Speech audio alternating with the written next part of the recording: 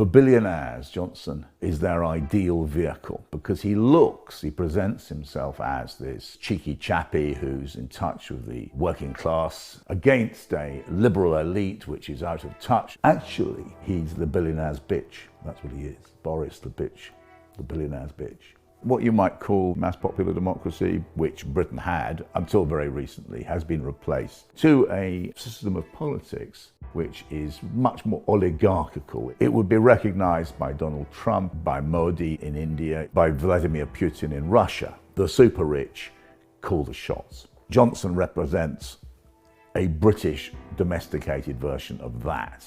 There was a remarkable moment when Johnson's leadership was in the balance, a few hours ahead of the vote, and suddenly you get a letter from a large number of the richest men in Britain, published significantly in Rupert Murdoch's Sun. We are behind Boris 100%, unwavering support for Boris Johnson. In order to make clear that message, they didn't say specifically, we will withdraw our money, but that meant then Nadine Dorries, the culture secretary, goes on live TV.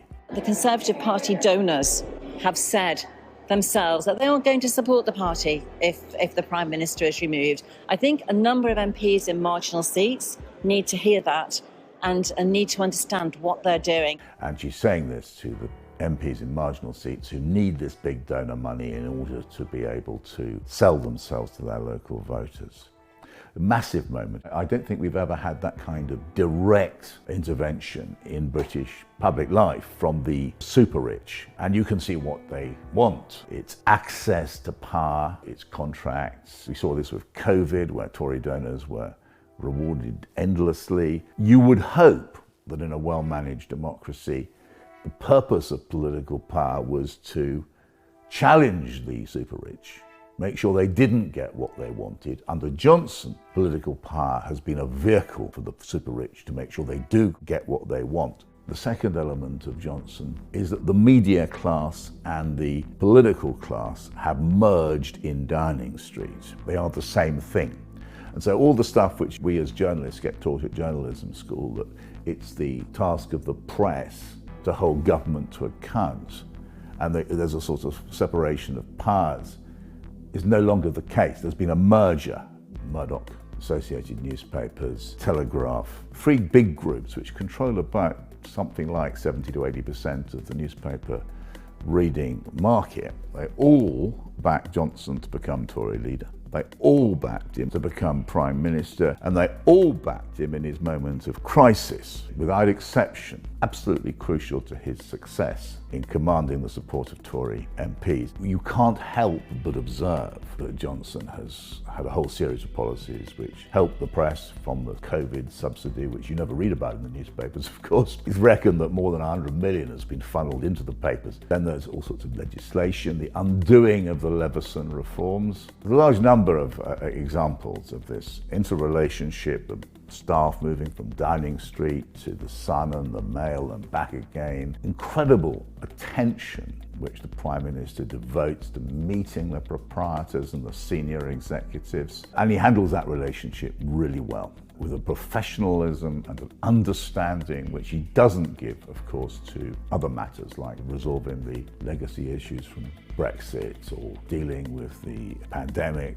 And the newspapers must be paying a price for this, because so many of our readers are disgusted by the sense of entitlement and arrogance and criminality in Downing Street, and the repeated lies about it from Johnson and his creatures around him. But the papers are taking that on the chin. It's more important to have their man who are going to serve their interests in Downing Street. That's the judgment they must be making. So this means we have a mutation in British democracy.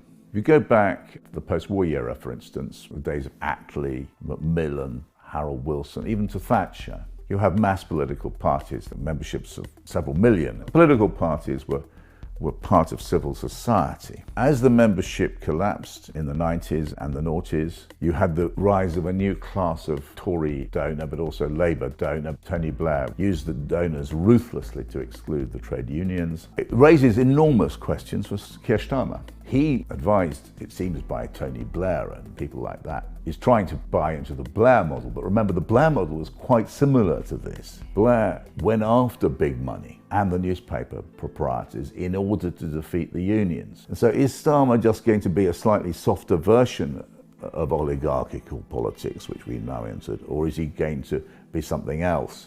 Now, Starmer made a choice after becoming leader, rather dishonestly, because he presented himself as coming from the left. He made a choice to find himself not against Boris Johnson, the billionaire's person. He decided to define himself as not being Jeremy Corbyn. That was the classic Blairite pivot. Blair chose to win by sucking up to Rupert Murdoch and sucking up to the billionaires. And Starmer appears to be doing just the same thing. So all he'll be is maybe a more scrupulous version of Boris Johnson. I wrote to Mr. Starmer about 18 months ago with a dossier of Johnson's lies, suggesting to him that he should challenge Johnson on moral grounds. He should raise the issue of Johnson's lies in the House of Commons. And he wrote a very polite letter back, but he didn't do anything about it. And he, very interestingly, didn't join in with Caroline Lucas and other party leaders in going to the Speaker and raising issues about integrity. He cold-shouldered that. And it does strike one that the way he became Labour leader, making a series of statements he basically reneged on, has held him back from making the full-flanking attack on Johnson, which the country needs. And Starmer could, if he took a principled stand against Johnson and didn't cringe-makingly go after the support of the Murdoch press, I was happy to do without the latest donor in search of contracts. If he challenged the whole system, I think it might be the making of Starmer, but he's not shown any signs that he's really prepared to do that. I spend quite a lot of my time asking how I can reconcile the Boris Johnson, who I worked for when he was editor of The Spectator, with the Prime Minister today. It's quite difficult because Boris Johnson then was a sort of borderline libertarian, cosmopolitan, metropolitan, conservative, very relaxed about immigration. And now we have the Prime Minister in Downing Street who is more and more authoritarian, very darkly racist in some of the language he's used, driven by what is more and more a very ugly desire for power as against principle.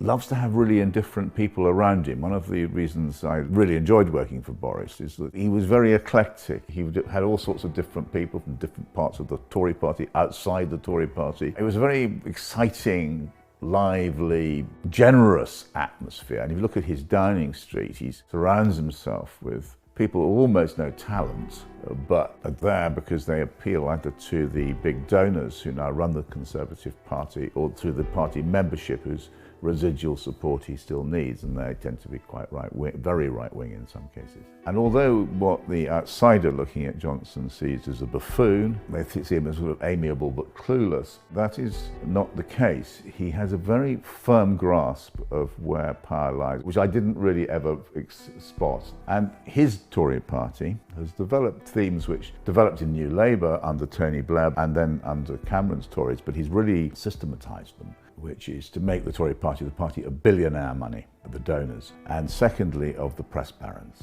Boris Johnson's Conservative Party is not, in my view, the Conservative Party which has governed Britain for 200 near years. It's really more like a Orbanist party or a Trump party. There's lots of elements of Trump's Republicans now. It's a new method of government in Britain. Very interesting case in the leadership election when one Tory MP, they're not very bright, these Tory MPs, they don't really know what they're saying, but one MP revealed that he'd been offered a bung in his constituency in order to vote for the Johnson leadership. It shows naivety on two levels. One, of course, Johnson probably won't deliver on the bung.